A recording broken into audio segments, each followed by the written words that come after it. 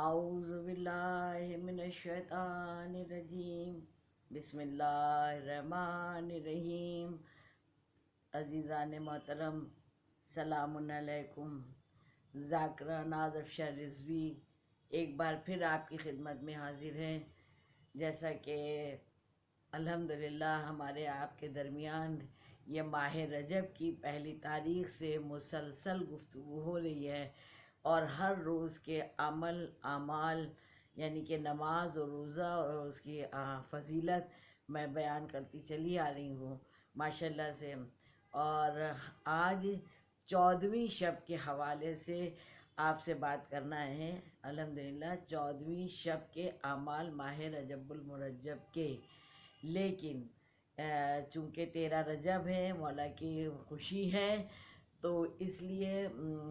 ایک تحفہ بھی دینا چاہتے ہیں، اور کوشش کروں گی میں کہ ہر ویڈیو میں کچھ نہ کچھ ایسے مجلس میں جو میرا طریقہ رہا ہے کہ آپ لوگوں کے لیے جو بھی شہزادی تبرک عطا فرماتی ہیں مجھے آپ کی امانت سمجھ کے وہ آپ کے حوالے کرتی ہوں۔ تو آج میں جو بچیوں کی شادیاں نہیں ہوئی ہیں یا انتظار میں ہیں ان کے لیے بھی کچھ بات بتاؤں گی، لیکن آج پہلے یہ بات کر لوں کہ 14 کے اعمال کیا ہیں۔ شب 14 کے اعمال، اس کی 30 رکعت نماز ہے، اور جس کو دو ہی دو کر کے پڑھنا ہے، اور ہر رکعت ایک جیسی ہے۔ بعد الحم کے سورہ توحید کی تلاوت کرنا ہے، اور سورہ کہف کی آخری آیت کی تلاوت کرنا ہے۔ تیسوں رکعت ایک جیسی ہی پڑھنا ہے۔ اور پھر میں کہوں گی کہ شہزادی کے جو تسبیح ہے اس کو کبھی نہیں ترک کریے۔ نماز کے بعد تسبیح فاطمۃ الزہرا صلوات اللہ علیہا کی ضرور تلاوت کریے، اس سے دعائیں بھی قبول ہوتی ہیں، اور عمل اور اعمال میں بھی قبولیت کی گارنٹی ہو جاتی ہے ماشاءاللہ۔ اور اس کا اجر و ثواب اتنا ملتا ہے 14 کی شب کے اعمال کا کہ پروردگار عالم کہتا ہے کہ جو بھی فضیلت ہے رجب کی، یہ تو خود اللہ نے کہا ہے کہ یہ میرا مہینہ ہے، لیکن حضور پاک صلی اللہ علیہ وسلم ارشاد فرماتے ہیں کہ قسم ہے اس خالق کائنات کی، قسم ہے اس مالک کائنات کی، کہ جس نے بھی ان اعمال کو ادا کیا، جس نے بھی یہ 30 رکعت نماز آج کی شب میں پڑھ لی، تو پھر اس کے جو بھی گناہ ہیں وہ سارے گناہ معاف کر دیے جائیں گے، چاہے وہ ستاروں کے مانند یا اس سے بھی زیادہ ہوں۔ اور پتہ ہے کب؟ دوران نماز، اگر آپ کی نماز مکمل بھی نہیں ہوئی ہے تب بھی اس کے درمیان انشاءاللہ خدا ہمارے گناہوں کو معاف کر دے گا۔ اور اس رات میں سلمان فارسی والی نماز بھی پڑھنا ہے، جو میں پہلی تاریخ کو بتا چکی ہوں، جو آپ کو 30 کو بھی پڑھنا ہے۔ میں نے جب بھی بتایا تھا کہ بیچ میں بھی پڑھنا ہے، تو سلمان فارسی والی بھی نماز پڑھیے۔ ایک نماز اور ہے آج ہی کی رات کے حوالے سے، وہ 4 رکعت نماز ہے، اس کو بھی دو ہی دو کر کے پڑھنا ہے، اور ہر رکعت، یہ آسانی ہے کہ ہر رکعت ایک جیسی ہوتی ہے۔ اس میں کیا ہے کہ الحمد کا سورہ پڑھنا ہے، بعد الحم کے سورہ یاسین اور سورہ ملک اور سورہ توحید، اس کی تلاوت کرنا ہے۔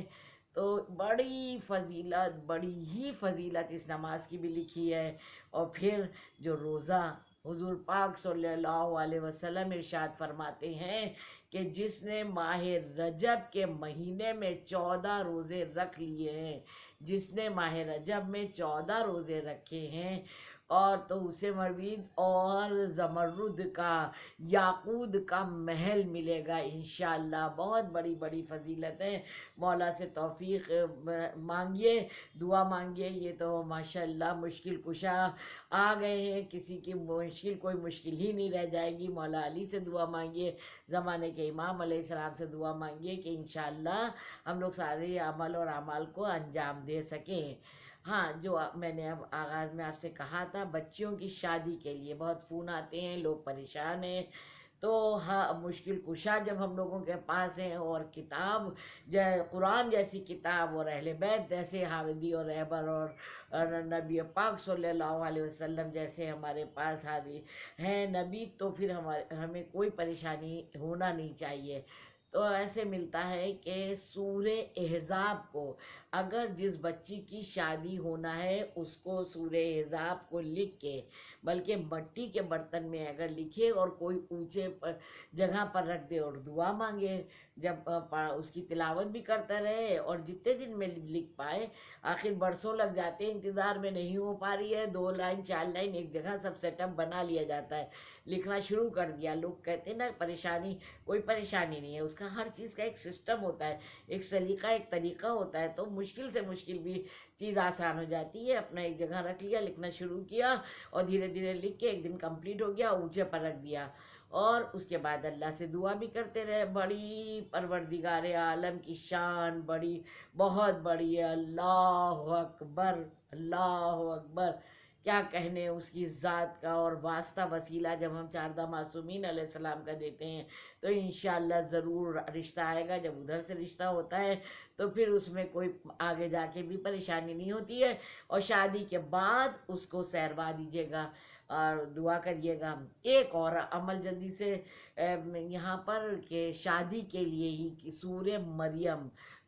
مریم کی صبح کی نماز کے بعد اس کی تلاوت کریے۔ جو بچی کی شادی ہونا، بچی یا بچے، لڑکی لڑکی دونوں کی بات کر رہی ہوں میں، سورہ مریم کی تلاوت کریے، اور اس کے بعد وہ سورہ مریم کو بھی لکھ کے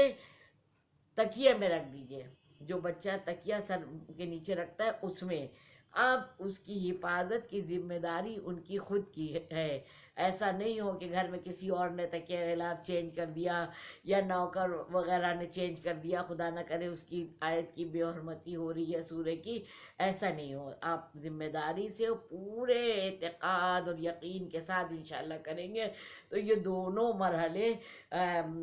یہ دونوں جو میں نے بتائے ہیں دونوں بہت اچھے ہیں، مجرم ہے، اس میں جو آپ کو سمجھ میں آئے وہ کریے۔ یہ مرحلہ تو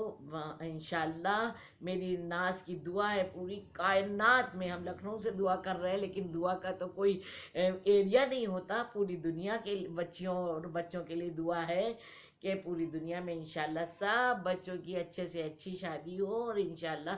جوڑے اچھے ہوں تاکہ اچھی زندگیاں گزریں، کیونکہ سکون جو ہے اچیومنٹ میں نہیں ہوتا ہے، یاد الہی میں، عشق الہی میں اور عشق اہل بیت میں سکون ہوتا ہے۔ سکون حاصل کریے، اور دعاؤں میں یاد رکھیے گا، ایک دوسرے کو بھی یاد رکھیے، یہ بھی بہت بڑی عبادت ہے، اور ناز افشاں رضوی کو بھی دعاؤں میں یاد رکھیے گا۔ والسلام۔